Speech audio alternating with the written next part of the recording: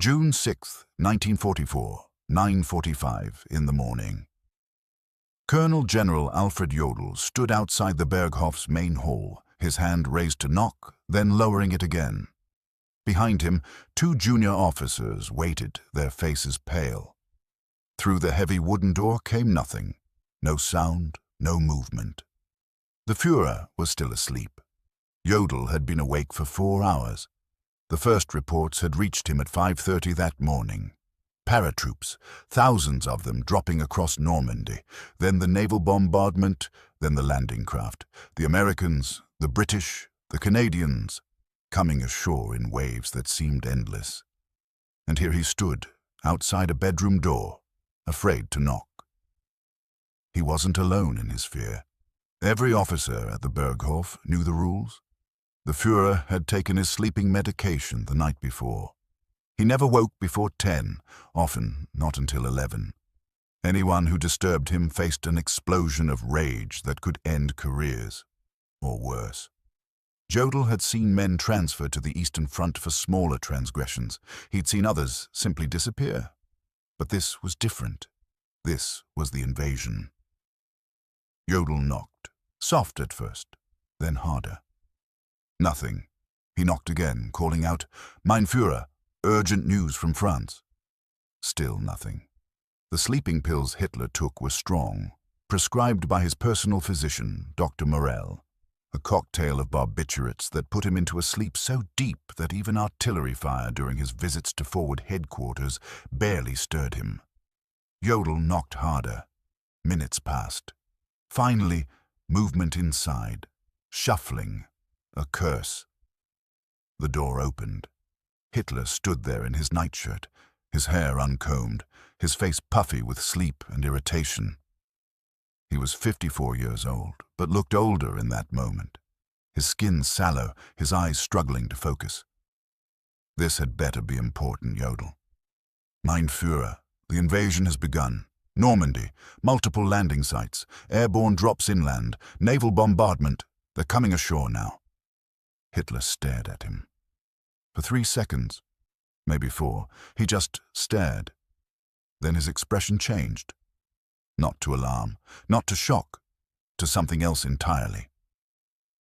His eyes sharpened. His mouth curved into something that wasn't quite a smile, but suggested satisfaction. "So," he said, "they've finally done it. They've shown their hand." He turned back into the room, leaving the door open. Jodl followed. Hitler walked to the window, looking out at the Bavarian Alps in the morning light, his hands clasped behind his back. "Normandy," he said. "Normandy. Not Calais. Interesting." Jodl waited. He knew better than to interrupt when Hitler was thinking. Outside, the mountains stood silent and perfect, utterly removed from the chaos unfolding 700 miles to the west. Birds sang. Somewhere below, a dog barked. The war felt very far away. "It's a feint," Hitler said finally. "Obviously. They want us to commit our reserves to Normandy, then they'll launch the real invasion at Calais. The Pas de Calais. That's where it makes sense. Shortest crossing, closest to Germany. This is Eisenhower trying to be clever." Jodl had the reports in his hand. He'd read them 3 times. The scale of what was happening in Normandy didn't match a feint. Thousands of ships, thousands of aircraft, airborne divisions dropped behind the beaches. But Hitler was already moving, getting dressed, calling for his adjutants. "Get me the latest reports, everything, and get me Keitel. We need to assess the situation properly before we commit anything." That word, commit. Jodl felt something cold in his stomach. The Panzer divisions, the 12th SS Panzer Division, Hitler Jugend, positioned near Lisieux. The Panzer Lair Division, near Le Mans. Both units within striking distance of the Normandy beaches. Both units ready to move.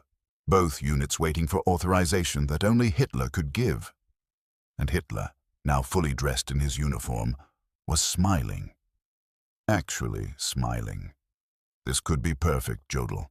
If this is their main effort, if they've committed everything to Normandy, we can destroy them there. Crush them on the beaches, drive them back into the sea, show the world that Fortress Europe cannot be breached. The morning briefing began at 10:30. By then, more reports had arrived. The invasion wasn't slowing, it was expanding. 5 separate landing zones now identified. Utah Beach on the Cotentin Peninsula. Omaha Beach, where American troops were fighting through murderous German fire but still advancing. Gold Beach, Juno Beach, Sword Beach, where British and Canadian forces were pushing inland. Paratroopers had secured key bridges and crossroads behind the beaches.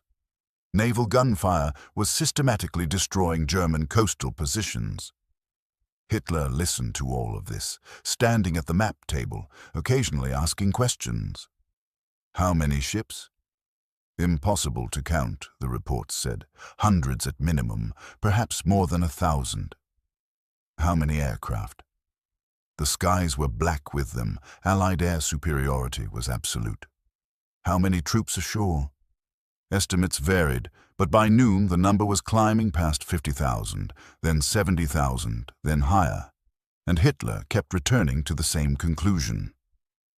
Calais. They're saving their main strength for Calais. This is too obvious, too expected. Rommel himself predicted Normandy as a possible landing site. That's exactly why they won't make it the real invasion. They know we're ready for it. Field Marshal Gerd von Rundstedt, Commander-in-Chief West, was on the telephone from his headquarters at Saint-Germain-en-Laye, outside Paris. He was 70 years old, a Prussian officer of the old school, and his voice carried the weight of 4 decades of military experience. Mein Führer, I must request authorization to move the panzer reserves toward the landing zones. Every hour we delay allows the enemy to consolidate their beachhead. Hitler's response was immediate. No, not yet. We need to see their full hand first. If we commit, the panzers to Normandy and the real invasion comes at Calais, we'll have nothing left to stop them. Mein Führer, with respect, the scale of this operation. I'm aware of the scale, von Rundstedt. I'm also aware of British deception capabilities. Remember the dummy tanks before El Alamein? Remember the false radio traffic? They're masters of this. We will not be fooled. The call ended. Von Rundstedt, 700 miles away, stood in his headquarters and said nothing for a long moment. Then he turned to his chief of staff. He's going to let them establish themselves. He's going to give them the time they need. But von Rundstedt was wrong about one thing. Hitler wasn't giving the Allies time out of indecision or weakness. He was giving them time because he genuinely believed he was being clever. He believed he was seeing through their deception. He believed that patience now would allow him to spring the perfect trap later. By early afternoon, the numbers were undeniable. Over 100,000 Allied troops were ashore. German commanders in Normandy were screaming for reinforcements. The 21st Panzer Division, the only armored unit close enough to reach the beaches without Hitler's authorization, had launched a counterattack toward Sword Beach and been stopped cold by British anti-tank guns and naval artillery. The division commander reported that without massive reinforcements, the beachhead couldn't be eliminated. Hitler's response, when it came, revealed everything about how he saw the situation. Tell them to hold what they have. Contain the beachhead. Don't let it expand. But we're not committing the reserve panzers. Not yet. Jodl tried once more. Mein Führer, if this is the main invasion, it's not. But if it is, it's not, Jodl. Use your head. Look at the map. Calais is 120 miles from London. Normandy is over 200. Calais is 150 miles from the Ruhr, our industrial heartland. Normandy is 300. Calais has the best ports. Normandy's ports are either too small or too heavily fortified. From a strategic standpoint, Normandy makes no sense as the main invasion point. Therefore, it isn't. The logic was perfect. The logic was also completely wrong.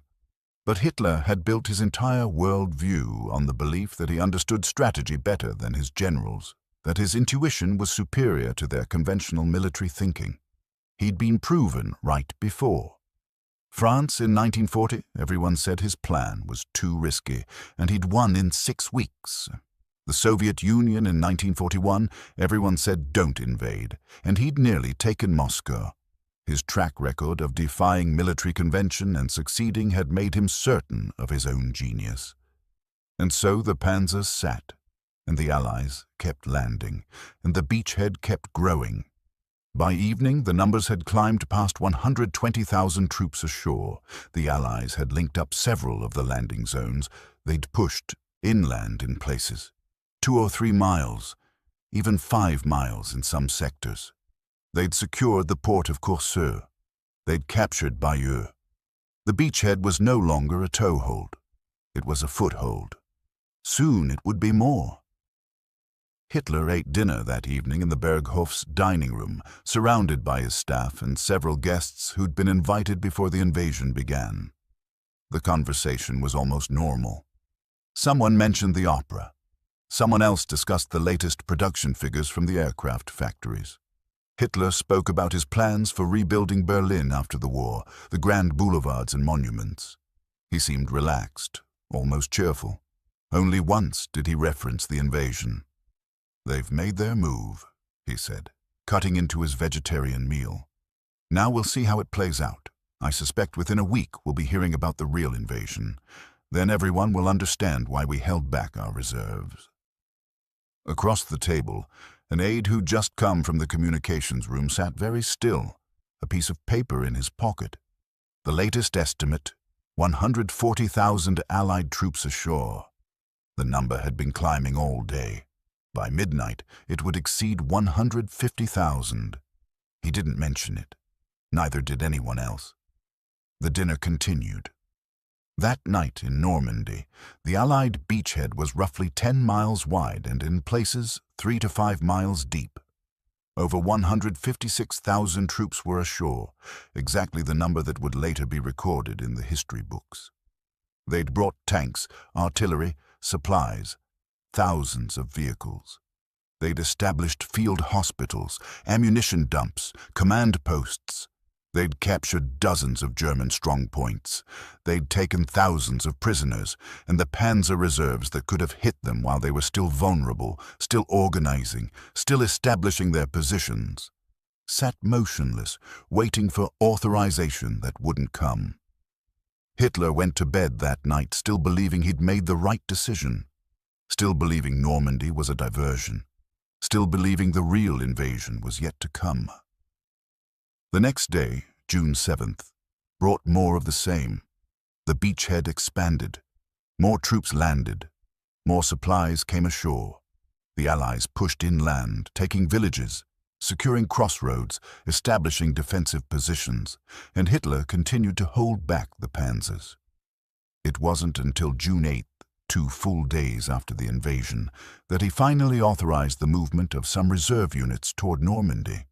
Not because he'd changed his mind about Calais. He still believed the real invasion was coming there. But the situation in Normandy had deteriorated enough that he couldn't ignore it entirely. He released some units, but not all. He kept substantial forces near Calais, waiting for the invasion that would never come. By then, it was too late. The Allies had established air superiority so complete that German units moving in daylight were slaughtered from the air. The panzers that finally did move toward Normandy took days to get there, traveling only at night, hiding during the day, losing vehicles and men to Allied fighter bombers. When they finally reached the front, they arrived piecemeal, in small groups, too weak to launch the kind of massive counterattack that might have driven the Allies back into the sea. Field Marshal Erwin Rommel, who commanded Army Group B in northern France, had been away from his headquarters on June 6th. He'd been in Germany, visiting his wife for her birthday, convinced that the weather was too poor for an invasion. When he got the news, he'd raced back to France, driving through the night. He arrived on June 7th to find the situation already critical. Rommel had spent months preparing for this invasion. He'd placed obstacles on the beaches, mined the approaches, positioned his forces to respond quickly. But his plans had all assumed that when the invasion came, He'd be allowed to use the panzer reserves immediately to hit the Allies while they were still vulnerable on the beaches. Hitler's decision to hold back those reserves destroyed Rommel's entire defensive strategy. On June 9th, Rommel sent a message to Hitler's headquarters. The tone was carefully respectful, but the content was blunt. The situation in Normandy was deteriorating. The Allies were consolidating their position. Without massive reinforcements, without the full commitment of the panzer reserves, the beachhead couldn't be eliminated. Every day that passed made the Allied position stronger. Hitler's response came back the same day. Hold what you have. Contain the enemy. The reserves will be committed when the situation clarifies. Rommel read the message twice. Then he turned to his chief of staff. He still thinks Calais is coming. He's going to wait until it's impossible to stop them. He was right. Hitler's conviction that Normandy was a feint lasted for weeks. Even as the Allies poured more divisions into France, even as they broke out of the beachhead and began pushing toward Paris, Hitler kept substantial forces near Calais, waiting for an invasion that existed only in his mind. The Allied deception operation, Operation Fortitude, which had created a phantom army group in southeastern England supposedly preparing to invade Calais, was so successful that Hitler believed in it long after reality should have shattered the illusion. June 17, 1944. Hitler agreed to meet with Rommel and von Rundstedt at a bunker complex near Margaville in northern France. It was Hitler's first visit to France since 1940, and he arrived by car, refusing to fly because of Allied air superiority.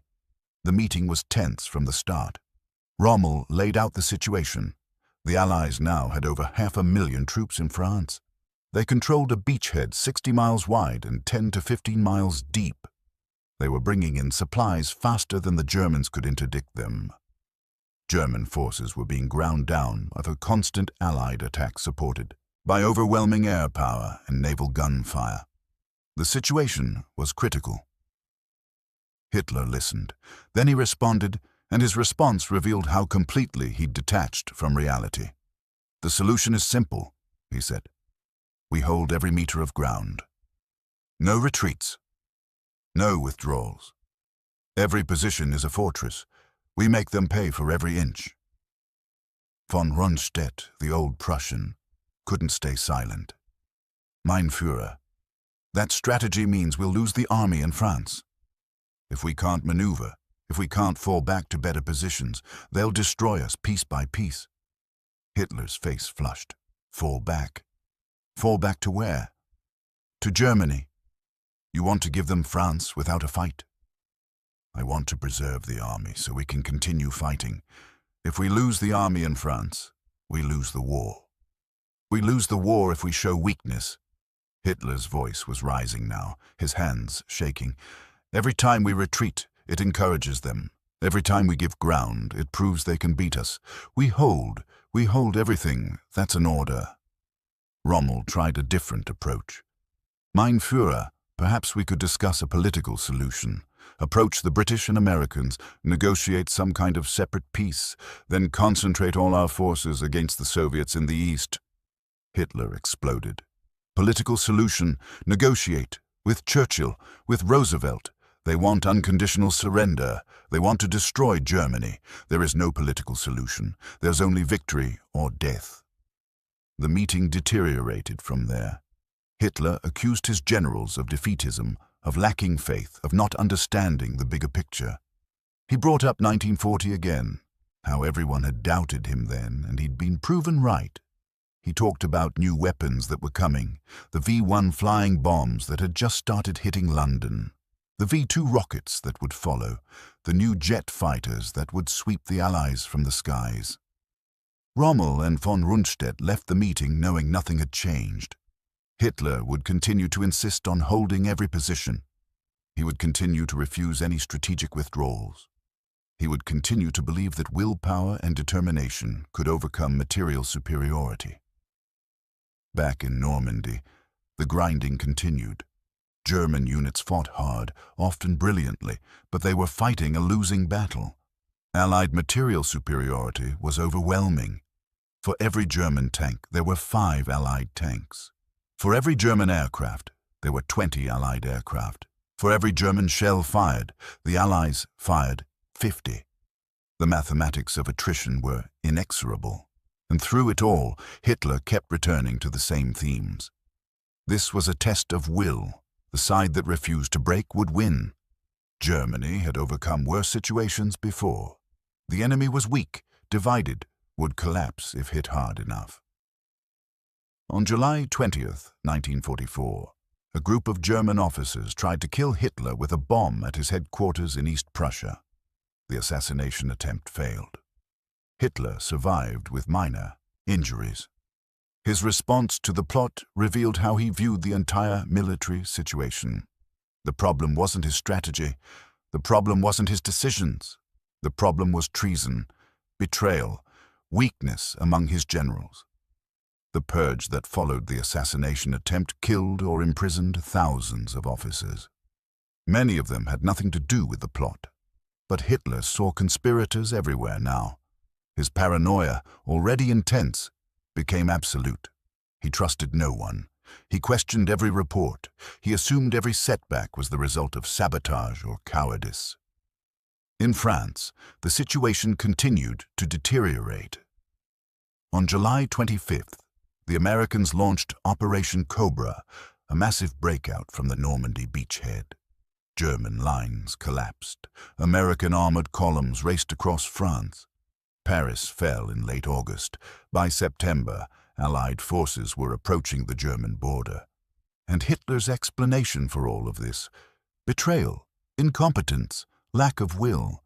Never his own decisions, never his refusal to allow strategic withdrawals, never his insistence on holding untenable positions, never his decision, back on June 6th, to hold back the panzer reserves because he was certain Normandy was a feint.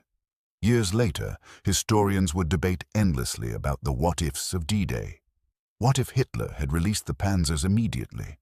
What if he'd authorized Rommel to position them closer to the coast? What if he'd accepted that Normandy was the real invasion and committed everything to stopping it? The consensus among most historians is that, even with perfect German decisions, D-Day probably still would have succeeded. Allied material superiority was too great.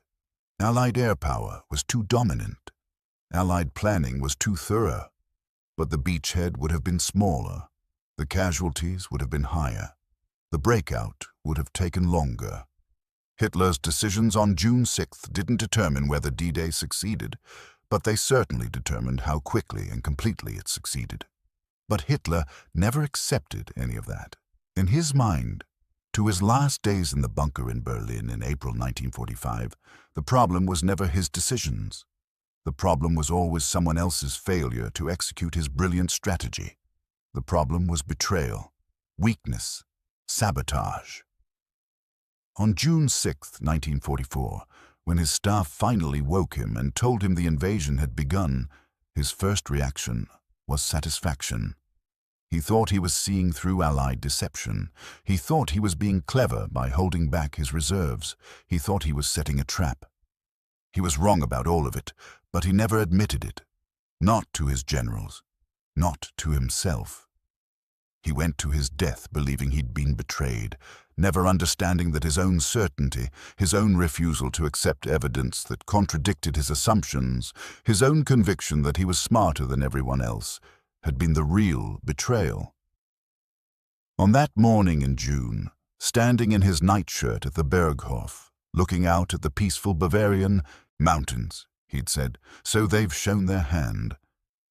He thought he was the one holding the winning cards. He thought he understood the game better than anyone else. He was wrong. The game was already over. He just didn't know it yet. 156,000 Allied troops were ashore, and more were coming. The liberation of Europe had begun.